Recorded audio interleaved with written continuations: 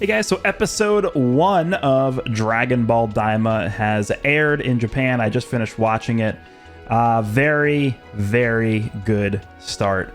I think they're definitely in a trajectory to where this is going to end up being at least a lot more aesthetically pleasing, and I think just overall structured a lot better than Dragon Ball Super. I'm going to be doing one of these episode review videos every week whenever we get a new episode, and I'm not exactly sure or, decided upon how I want to structure these videos, but I think giving my initial impressions on the overall episode, talking about how the structure of the episode was, giving a brief synopsis of what happened, and then I think talking about where I think the episode, or where the series could go in the future is probably how I'm going to do this. Now, because I think I was able to see the episode before most of you guys who are watching this, or maybe you're going to wait to see the episode before watching this, just be warned, and I'll probably have to mention this every single time I do an episode review. This will contain spoilers, so if you don't want to be spoiled on episode 1 of Dragon Ball Daima, just click off and rewatch this video later or something. But we're going to jump into the video. I'm going to talk about the episode, what happened in the episode, and my thoughts about it. So just, forewarning, and, well, you've had your chance to click off, so we're going to start. So the way this episode started was it basically, I'm not sure if this was the opening or if they're going to do this every single episode, but it basically gave a brief recap of the Dragon Ball series. It started off with some graphics of Dragon Ball, OG Dragon Ball, and then it talked about Goku being a Saiyan, and then it showed it should Frieza, Cell, and Buu, and then it said Goku uses the power of his Saiyan power to overcome a lot of foes, and that's sort of how the episode opened. And a lot of this episode actually was shown from the perspective of the new characters. We had Goma, Degasu, and Dr. Arinsu were the three sort of characters this episode focused on, and there's also a new Namekian character called Neba, which we'll talk about later. But a lot of the episode was actually, it actually took place in the Demon Realm. And Goma, basically with Degasu, who they actually reveal is the younger brother of the Supreme Kai that we all know, they were basically looking at giant screens, and I think we did actually see this in the trailers leading up to the release of Daima. They were watching a lot of scenes play out from the Buu saga. And they were most interested in, of course, Deborah. And, Deborah gets taken out by Buu, and they're super, shook by that. And they actually now state that because Deborah is dead, now Goma is actually going to be the king of the Demon Realm, because that was Deborah prior to that. So we sort of get into some discussion about the Demon Realm, and they're talking about, okay, well, now that both Buu and Deborah are gone, they really have nothing left to fear.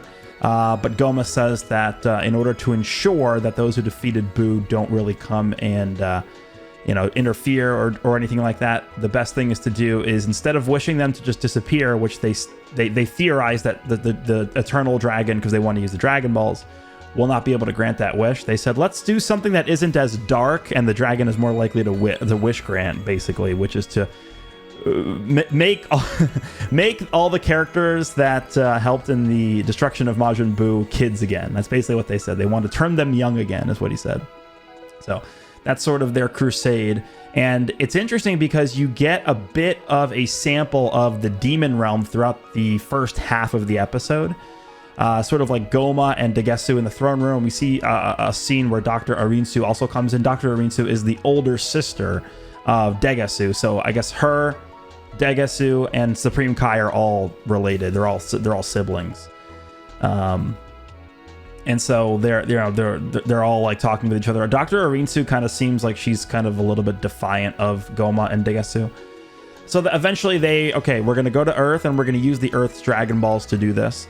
There actually are Dragon Balls in the Demon Realm as well. I believe there are 3, but they're guarded by the Tamagami, which basically translates to ball gods. Dragon Balls, you can just call them Tamas. Just Tama is ball. So they're the gods of the balls, essentially. And we actually do also come to learn that Neba, a very elderly Namekian that is also brought along on the trip to Earth from the Demon Realm, he is the one who created the Dragon Balls in the Demon Realm. And we actually learn once they get to Earth, which is actually kind of interesting. There's literally no way for me to explain how they get to Earth. It's something you're going to have to see for yourselves. But they essentially fly up in this little, I don't know, I want to call it like a bigger Saiyan pod, essentially, is what it is. They go up in the sky in the Demon Realm to this giant ship. Like, it's a huge ship and it has like a face on it. Probably, I think we did see this in the trailer too. And it's basically like, okay, like, do you want to go to one of the outer worlds? Is what I believe is the way he called it. Soto no Sekai, I think is what he called it. Like the world beyond, or the outer worlds. And so what happens is they go into his mouth, and it's almost like they dissipate and they appear in like this, it's so hard to explain. It's like this gigantic white room with a bunch of different, like, I don't know, panels or whatever it is. And eventually they're like, yes, we want to go to Universe 7, and we specifically want to go to this planet in Universe 7. And there's like a smaller version of the ship, and he's like, oh, a pretty popular destination these days. And apparently they're like, okay, yeah, Babidi and Deborah went there, and also Dr. Arinsu apparently went there as well. So they go over to Earth. There's a little bit of a cutaway to Goku and Vegeta. I think it's Trunks' birthday party. And Goku and Vegeta in base form end up sparring for a little bit. And we clip back to Kami's lookout. So it's Dende and Mr. Popo. And Goma, Degasu, and Neba all arrive on Kami's lookout. Now here's at least in my opinion, the most interesting part of the first episode. The biggest revelation that we see. They've been calling Neba Namekushin the entire episode. What we've heard throughout the entirety of the Dragon Ball series is Namekuseijin. So the difference between Namekuseijin and Namekujin is the sei.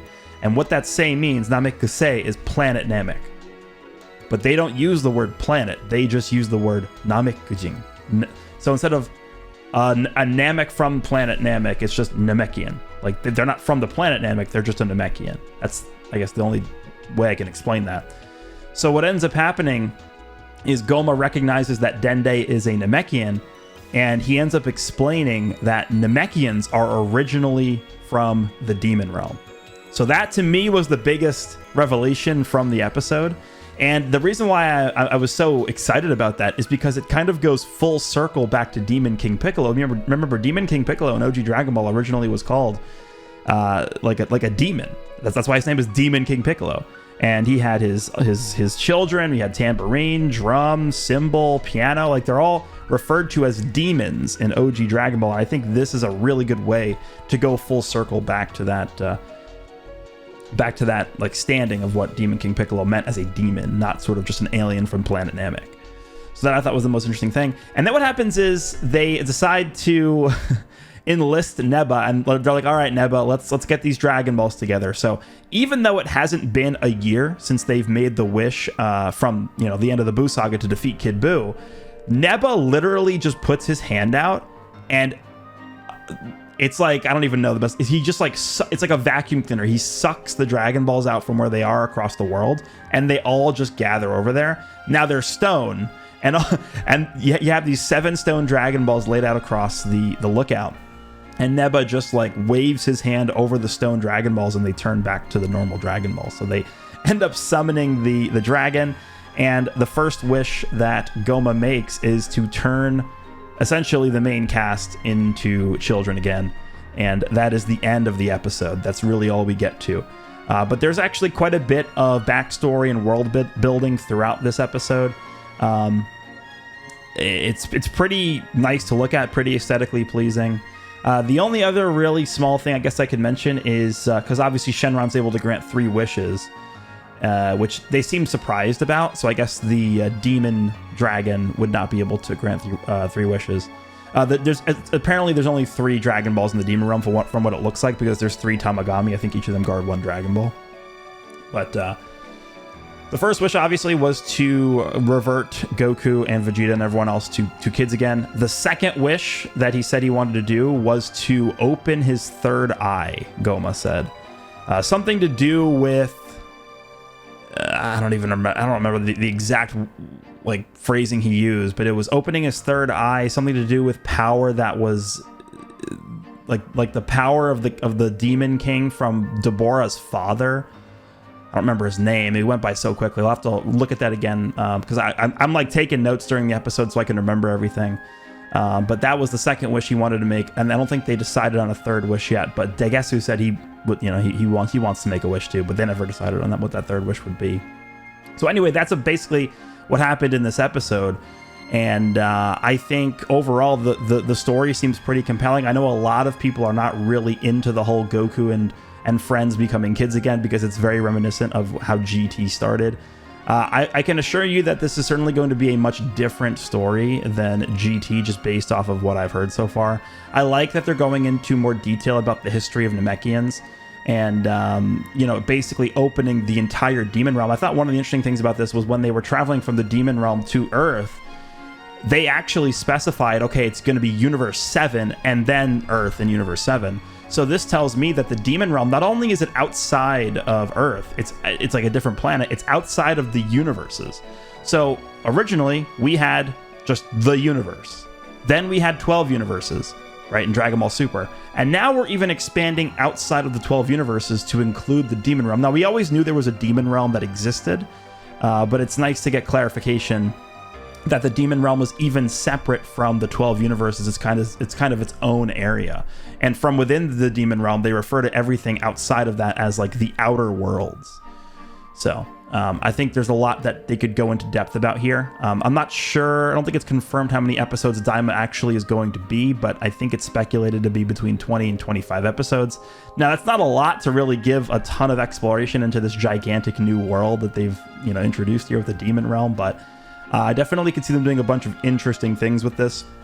Now, overall, the animation quality and just the quality of the art in the episode itself was top-notch. I would actually compare it to Superhero in terms of how it looked. Like the first intro part of Superhero, you know, where you had like, I think it was a clip of like Kid Goku from Dragon Ball. You had a clip of like Super Vegeta and stuff like that. That was unironically how good essentially the episode looked the entire time.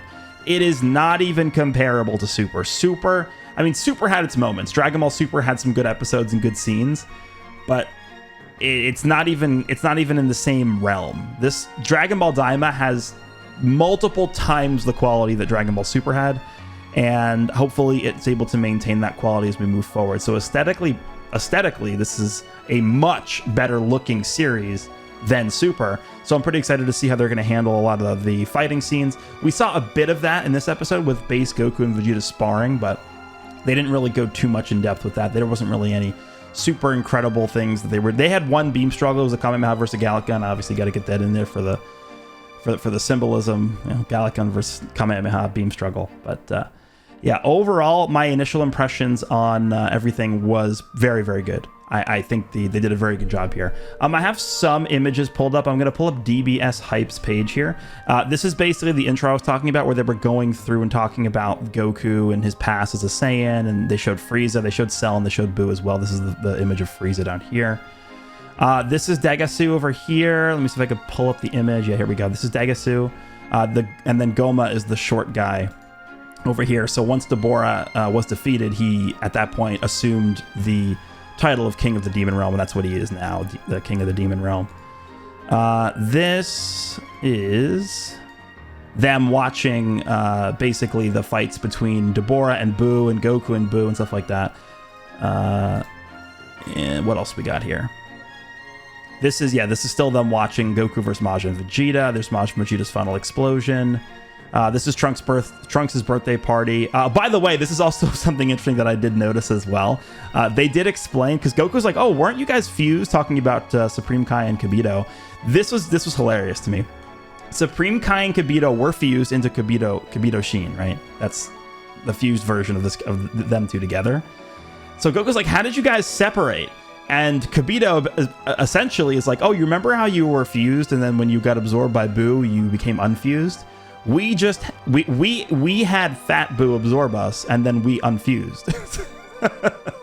We had Fat Buu absorb us, and then we became unfused. Apparently it has something to do with the gas inside Buu that unfuses the Potara earrings, even though it's supposed to be permanent for them.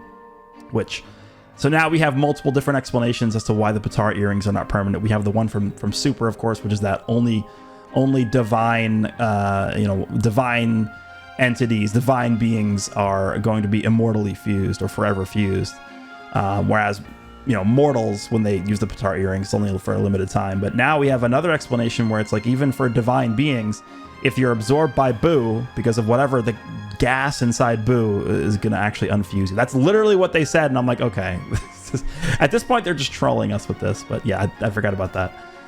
So they said that. Let me just refresh and see if there's anything else in here. Any other images? No, that's the last image. Okay. Yeah, but that's essentially my synopsis and takeaways from this first episode. They did briefly show, I believe it was Glorio is the name of the character. He's the character that looks like Mira. He was in the throne room on the side when we had the initial scenes with Goma and Degasu. So he was there sort of like hiding behind a pillar. They showed him for a brief second. And that's essentially it. So I'm pretty excited to see where the series goes from here, and I'm looking forward to seeing episode 2. Again, I will be doing reviews every single week about this. If there's anything you want to hear from me with regards to my reviews every week on these episodes, let me know and I can do that. But I think in terms of format, something like this is just what I'm going to be doing. Just a discussion briefly on what I thought of the episode and potentially where I think the episode can be going next. I think, obviously, one of the things that Goma said when he was like, oh, let's use the Dragon Balls to make them kids again, his goal with that was to heavily reduce their power.